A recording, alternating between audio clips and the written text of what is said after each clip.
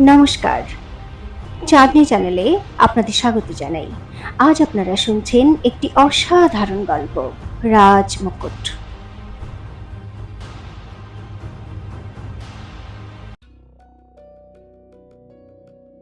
চন্দ্রাবতী এখনো অগ্নিসিংহের চোখের দিকেই দেখছিল, আর অগ্নিসিংহ ওর দিক থেকে চোখ সরাতেই পারছিল না। তা দেখে কিন্নর সোনাল ভাবতে লাগলো, হায় হায়, মনে হচ্ছে মহারানীমা অগ্নিসিংহের সৌন্দর্যে মুগ্ধ হয়ে গেছেন। আর এই অগ্নিরও কত স্পর্ধা, মহারানীর চোখে চোখ রেখে দাঁড়িয়ে আছে। ও যখন আর সহ্য করতে পারল না, তখন ও চন্দ্রাবতীকে ডেকে বলল, মহারানীমা চলুন, বিবাহ অনুষ্ঠান শুরু হতে চলেছে। চন্দ্রাবতীর ধ্যান ভঙ্গ হলো, আর ও নিজেকে সামলে নিয়ে বলল, হ্যাঁ হ্যাঁ চলো, আর অগ্নিসিং তুমিও এসো আমাদের সঙ্গে। কিন্তু ওখানে আমার কি কাজ? অগ্নিসিং একটু সংকোচের সঙ্গে বলল, তাছাড়া দেহরক্ষী আর পাহারাদারদের তো বাইরেই থাকার আদেশ দেওয়া হয়েছে। একথায় চন্দ্রাবতী হেসে বলল, তুমি আমার নিজস্ব দেহরক্ষী অগ্নি, প্রতি মুহূর্তে ছায়ার মতো আমার সঙ্গে থাকবে। কি জানি কখন কে আক্রমণ করে দেবে আমার উপর। দেখো না, রাজমাতা, মহারাজ আর ওনার পাটরানীরা সবাই কেমন আমার শত্রু হয়ে গেছে। জবাবে অগ্নি হেসে বলল, শত্রু তো আমারও অনেক আছে এখানে, আর আক্রমণ তো আমার ওপরও হতে পারে। যদি এরকম হয় তাহলে আমি তোমার দেহরক্ষী হয়ে তোমাকে রক্ষা করব। চন্দ্রাবতী হেসে বলল, আর সোনালকে নিয়ে ঘর থেকে বেরিয়ে গেল। অগ্নিও ওদের পিছন পিছন যেতে লাগলো। ওহো, পিছনে নয়, আমার পাশে পাশে চলো অগ্নি। চন্দ্রাবতীর কথা শুনে অগ্নি একেবারে হড়বড় করে এসে ওর পাশে পাশে হাঁটতে লাগলো। তা দেখে চন্দ্রাবতী খিল খিল করে হাসতে লাগলো, কিন্তু সোনাল মনে মনে ঘাবড়ে যাচ্ছিল। হায় হায়, মহারানীমার তো আর কারো কোনো পরোয়াই নেই। যদি কেউ ওনাকে অগ্নিসিংহের সঙ্গে হাসাহাসি করতে দেখে ফেলে তো সর্বনাশ হয়ে যাবে। রানীমহলের বাইরে বিবাহের মণ্ডপ সাজানো হয়েছিল। পাটরানীরা আগে থেকেই সেখানে উপস্থিত ছিল। বীরেন্দ্র প্রতাপও উর্বশীর সঙ্গে বিবাহ মণ্ডপে বসে পড়েছিল। নববধূর বেশে উর্বশীর অপার সৌন্দর্য উপস্থিত সবাইকে আকর্ষণ করছিল, কিন্তু বীরেন্দ্র প্রতাপ একবারের জন্য চোখ তুলে ওকে দেখল না। রাজমাতার আসার জন্য সবাই অপেক্ষা করছিল, তিনি তখনও এসে পৌঁছননি। তখন চন্দ্রাবতীকে সেখানে আসতে দেখা গেল। ওর আশেপাশে সোনাল আর অগ্নিসিং হাঁটছিল। পাটরানীদের মধ্যে ফিসফিস গুঞ্জন শুরু হয়ে গেল, আরে এই এখানে আসছে কেন? মনে হয় নিজেকে অপমান করানোর অভ্যাস হয়ে গেছে ওর। আরে ওকে ছাড়ো, ওর পাশে ওই সুন্দর যুবা পুরুষটি কে? হায় রাম, এ তো একেবারে নির্লজ্জ দেখছি। মহারাজের সঙ্গে ঝগড়া হতে না হতেই অন্য পুরুষের সঙ্গে ঘোরাফেরা শুরু করে দিয়েছে। দ্বিতীয় পুরুষের নাম শুনতেই পাটরানীরা ঘোমটায় মুখ ঢেকে হাসতে লাগলো। কানে কানে কথা রটতে রটতে বীরেন্দ্র প্রতাপও জেনে গেল যে চন্দ্রাবতী মণ্ডপে এসে গেছে, কিন্তু ওর নজর তখনও নিচু হয়েই ছিল। ও চন্দ্রাবতীর দিকে তাকালোও না, বরং হাত মুঠো করে নিজের রাগ নিয়ন্ত্রণ করতে লাগলো। কিন্তু মোহিনী চন্দ্রাবতীকে দেখে খুব খুশি হয়ে গেল। ও চাইছিল যে চন্দ্রাবতী বীরেন্দ্র প্রতাপের বিবাহ নিজের চোখে দেখুক। আসুন মহারানী, এখানে এসে বসুন। মোহিনী দ্রুত এগিয়ে এসে চন্দ্রাবতীকে অভ্যর্থনা জানিয়ে উচ্চস্বরে বলল, এখানে এখানে এই আসনে বিরাজ করুন। চন্দ্রবতী হেসে আসনের দিকে এগিয়ে গেল। সোনাল আর অগ্নি মণ্ডপের এক কোণায় দাঁড়িয়ে পড়ল। তখনই রাজমাতা গার্গী তার নিজস্ব দেহরক্ষী অমর্ত্যের সঙ্গে সেখানে এসে পৌঁছলেন। ওনাকে দেখে সবাই প্রণাম মা বলল, আর উনি আশীর্বাদের ভঙ্গিতে হাত উপরে তুললেন আর নিজের জন্য নির্দিষ্ট আসনের দিকে এগিয়ে যেতে লাগলেন।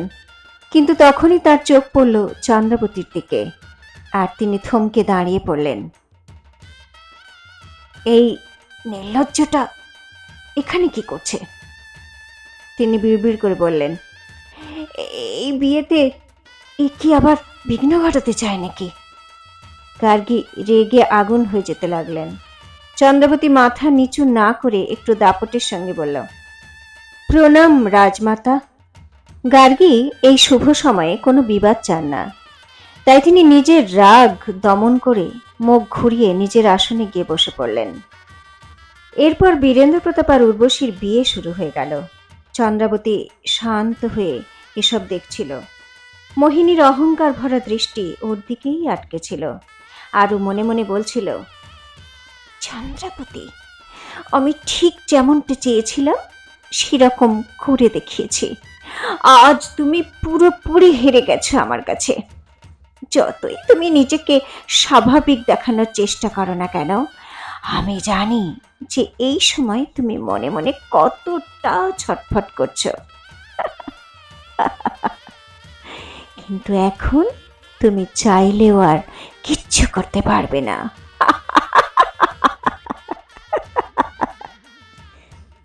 কিছুক্ষণ পরে বীরেন্দ্র প্রতাপ আর উর্বশীর বিয়ে সম্পন্ন হলো। ওরা দুজনে গার্গীর আশীর্বাদ নিতে গেল। সমস্ত পাটরানীরা ওদের উপর পুষ্পবৃষ্টি করতে লাগলো।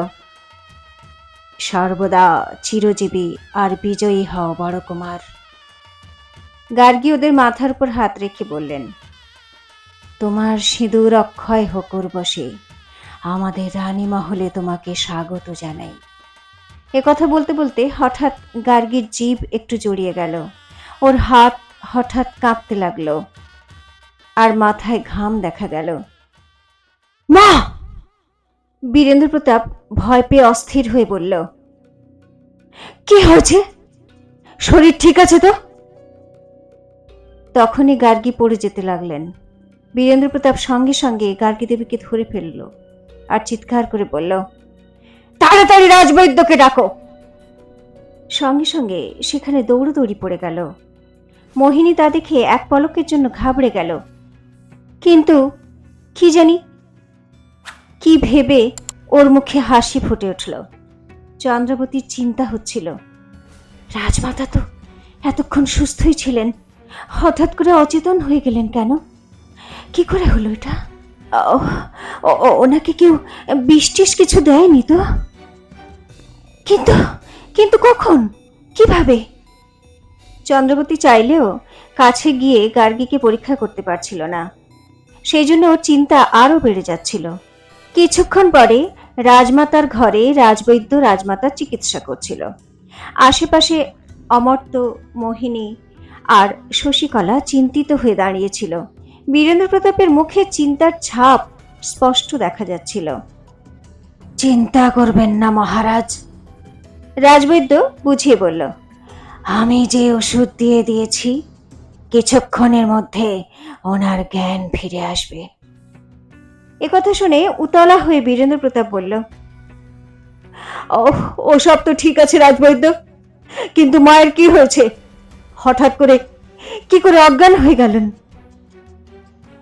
কিন্তু রাজবৈদ্যের কাছে এর কোনো উত্তরই ছিল না। সে অনুমান করে বলল, হয়তো দুর্বলতা অথবা ক্লান্তির জন্য এরকম হয়েছে। আচ্ছা ঠিক আছে, আপনি যান এখন, বীরেন্দ্র প্রতাপ রেগে গিয়ে বলল। রাজবৈদ্য দ্রুত ঘর থেকে বেরিয়ে গেল। বীরেন্দ্র প্রতাপ মোহিনীকে বলল, মোহিনী, রাজমাতার জন্য দ্রুত কিছু বিশ্বস্ত দাসীর ব্যবস্থা করো। হ্যাঁ মহারাজ।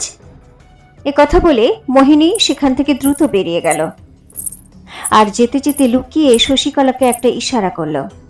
মোহিনীর ইশারা বুঝে শশীকলা ধীরে বীরেন্দ্র প্রতাপের পাশে এসে বলল, মহারাজ, আসলে রাজমাতার সঙ্গে এরকম প্রথমবার হয়নি।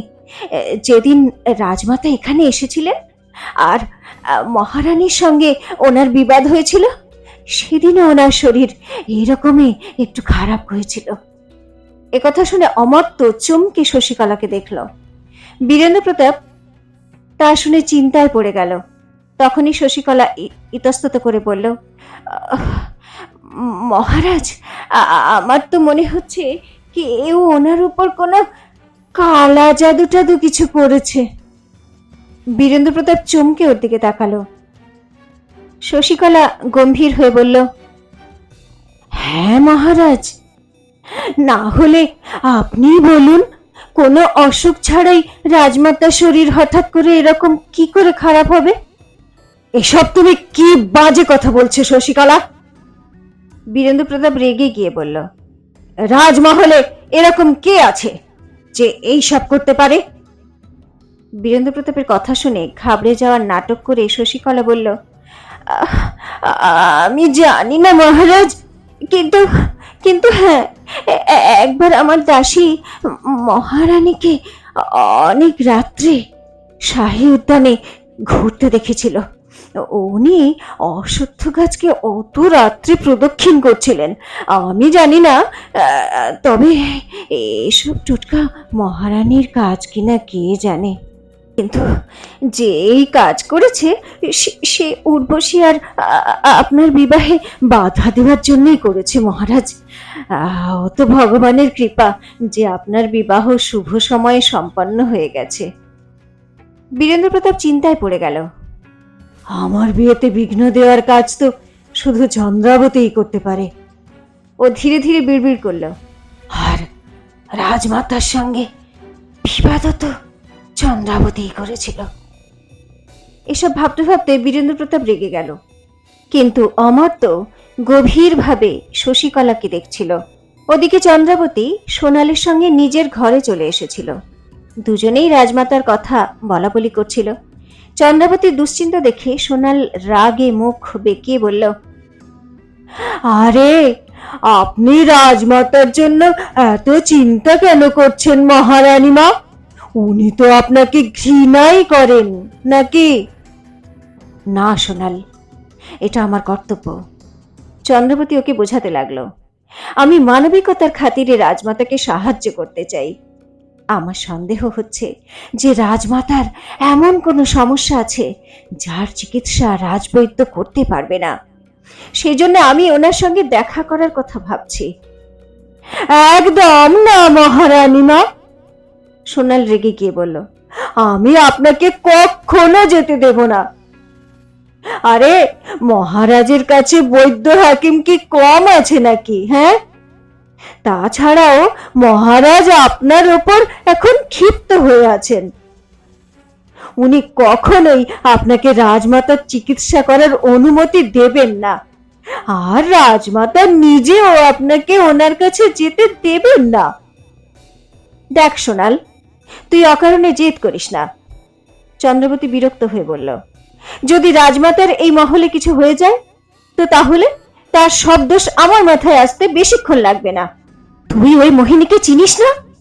ও আমার বিরুদ্ধে এমনই খেলা খেলেছে যার না মহারাজ দেখতে পাচ্ছেন আর না রাজমাতা। সেই জন্য নিজেকে বাঁচানোর জন্য এইবার আমাকে রাজমাতার চিকিৎসা করতেই হবে সোনাল। একথায় সোনাল কিছু বলতে যাচ্ছিল, তখনই বীরেন্দ্র প্রতাপ এসে ঘরে ঢুকলো। ওকে হঠাৎ এইভাবে ঘরে ঢুকতে দেখে সোনাল তো ঘাবড়ে গিয়ে একেবারে উঠে দাঁড়িয়ে পড়ল। চন্দ্রাবতীও চমকে উঠল।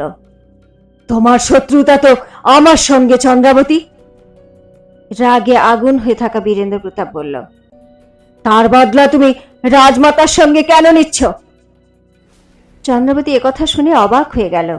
যে সন্দেহটা ও সোনালের কাছে এক্ষুনি বলছিল সেটা যে এত তাড়াতাড়ি সত্যি হয়ে যাবে তা ওর ধারণার বাইরেই ছিল। বলো, তুমি কি করেছো রাজমাতার সঙ্গে? বীরেন্দ্র প্রতাপ এবার চেঁচিয়ে উঠল। সোনাল ভয় পেয়ে পিছনে সরে গেল। কিন্তু চন্দ্রাবতী এতক্ষণে নিজেকে সামলে নিয়ে কঠিন স্বরে বলল, চিৎকার করবেন না, এটা আপনার দরবার নয়, আর আমি আপনার কোনো পাটরানী বা দাসী নই। আর হ্যাঁ, আমি আগে থেকেই জানতাম যে আপনি এই প্রশ্ন আমাকে জিজ্ঞাসা করবেন, কিন্তু এত তাড়াতাড়ি এটা আমি আশা করিনি। আশা তো আমিও করিনি যে তুমি রাজমাতার সঙ্গে এরকম করবে, সেই জন্য অবাক হয়ে যাচ্ছি। বীরেন্দ্র প্রতাপ কিছু বলতো, তখনই চন্দ্রাবতী ব্যঙ্গ করে বলল, "হুঁ, আমার আমার তো বিন্দুমাত্র অবাক লাগছে না মহারাজ, কারণ আমি জানি যে আপনি একজন অকৃতজ্ঞ মানুষ, যে নিজের প্রাণ বিপন্ন করে আপনার প্রাণ বাঁচালো, তার উপরই দোষারোপ করছেন আপনি। যাই হোক, শুধু এইটুকুই বলবো যে আমার ধৈর্যের বাঁধ ভাঙার আগে চলে যান এখান থেকে।" চুপ! বীরেন্দ্র প্রতাপ ওর কাছে আস্তে আস্তে উঁচু গলায় বলল, আমারও ধৈর্য শক্তি জবাব দিচ্ছে এবার। তোমার হাতে আমার অপমান চুপচাপ সহ্য করে নিয়েছিলাম আমি, কিন্তু রাজমাতার ব্যাপারে আমি কিচ্ছু সহ্য করব না। তো ঠিক আছে, আমাকে পাঠিয়ে দিন কারাগারে। চন্দ্রাবতীও দাপট বজায় রেখে বলল, না হলে শুলে চড়িয়ে দিন। নিশ্চয়ই চড়াবো, বীরেন্দ্র প্রতাপ বলল, কিন্তু তার আগে তোমার বিরুদ্ধে প্রমাণ জোগাড় করব যে তুমি রাজমাতার উপর কেমন টোটকা করেছ। এইবার যাতে তুমি প্রজাদের সহানুভূতি নিয়ে নিজেকে আর বাঁচাতে না পারো, তাই প্রমাণ চাই আমার, প্রমাণ। সৈনিকরা, এই ঘরে তল্লাশি নাও। বাইরে দাঁড়িয়ে থাকা সৈনিকরা দ্রুত ভিতরে এলো আর ঘরের প্রতিটা কোনায় কোনায় তল্লাশি নিতে লাগলো। চন্দ্রাবতীর মাথায় ঢুকছিল না তার ঘরে কেন এইভাবে তল্লাশি নেওয়া হচ্ছে, আর এসব টোটকা মোটকার কথা আসছেই বা কোথা থেকে। তার মানে মোহিনী আবার আবার কোনো চাল চেলেছে, চন্দ্রাবতী ভাবতে লাগলো। রাজমাতার অচেতন হওয়ার সুযোগ নিয়ে আমাকে ফাঁদে ফেলতে চাইছে, আর এই বীরেন্দ্র প্রতাপ ঘৃণায় এত অন্ধ হয়ে গেছে যে এই তন্ত্র মন্ত্র টোটকার মতো মাথা মুন্ডহীন সমস্ত বাজে কথায় বিশ্বাস করছে। তখনই একজন সৈনিকের আওয়াজ এলো, মহারাজ, মহারানীমার ঘর থেকে টোটকা করার জিনিস পাওয়া গেছে। একথা বলে একটা কাঠের তৈরি পুতুল বীরেন্দ্র প্রতাপের সামনে রেখে দিল। তো এই জিনিসগুলো চন্দ্রাবতীর ঘরে কিভাবে এলো? এটা কি মোহিনীর চাল নাকি অন্য কারোর?